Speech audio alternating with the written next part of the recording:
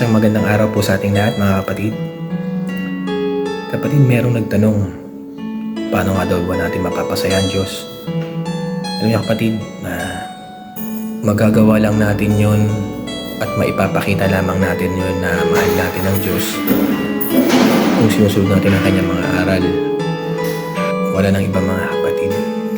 Hindi natin kayang bigyan ng Panginoon, hindi natin kayang itreat ang Panginoon kagaya ng ginagawa natin sa mga mahal natin sa buhay dito sa mundo. Kung sinasabi natin na mahal natin ang Panginoon, pero ginagawa natin yung mga bagay na ikinagagalit niya, ginagawa natin yung mga bagay na taliwas naman sa kanyang kalooban sa ating mga buhay, kagaya ng paglalasing, yung paninirang puri ng ating kapwa, no? Kung tayo ay nangangalon niya, kung tayo ay napupuot sa ating kapwa, hindi tayo marunong magpatawad, kung tayo ay nakikipagtalik sa kapwa natin lalaki, kung tayo ay nakikipagtalik sa kapwa natin babae, dapat embrace natin yung katotohanan na ang mga bagay na yun, ang lahat ng mga yun, ang kasamaan, ang kasalanan ay hindi nagbibigay ng kaluguran sa ating Panginoon. Kung totoong mahal natin ng Diyos, lahat ng ating gagawin, ipanalangin natin na lahat ng ating gagawin ay makakapagbigay ng kaluguran sa Kanya. Sabi nga sa salita ng Panginoon, ano man ang ating ginagawa, kumakain o umiinom tayo, gawin natin yun sa ikaluwalhati ng Panginoon. Pasalamatan natin ang Panginoon sa lahat ng mga bagay na meron tayo. Pasalamatan natin ang Panginoon, purihin natin ang Panginoon, nahihirapan man tayo.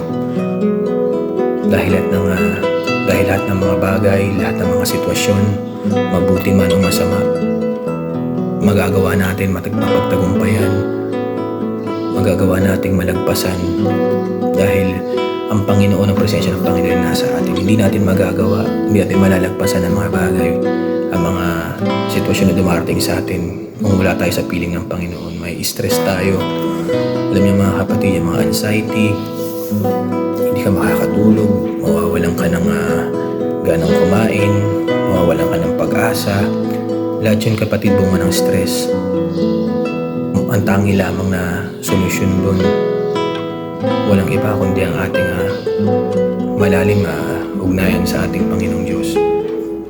Kumapit tayo sa Kanya, magtiwala tayo sa Kanya ng ating buong buhay at bibigyan niya tayo ng kapahingahan ng ating mga kaluluwa ng peace of mind. Mga kapatid, sana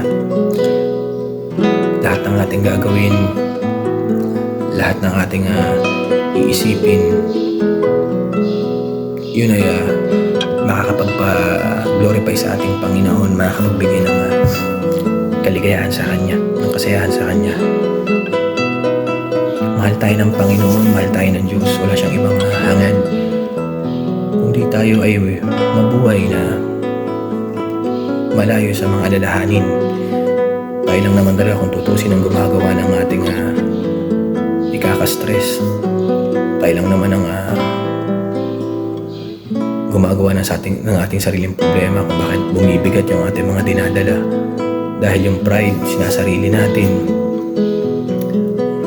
Humble ourselves in front of the Lord, mga kapatid. Kahit gaano kaliit o gaano kabigat ang ating problema, lagi nating isipin na meron Diyos. Kung mahal natin ang Diyos, lagi nating isipin na lagi siyang nandyan. Ipaubaya natin sa Kanya lahat ng ating mga alalahanin. Bilang tao, hindi tayo perfecto, mga kapatid. Pero naniniwala ako kung tayo ay laging madalas na nanalangin, kung meron tayong consistent na pakikipag-ugnayan, pakikipag-usap sa ating Panginoon sa araw-araw, ay magagawa natin yun.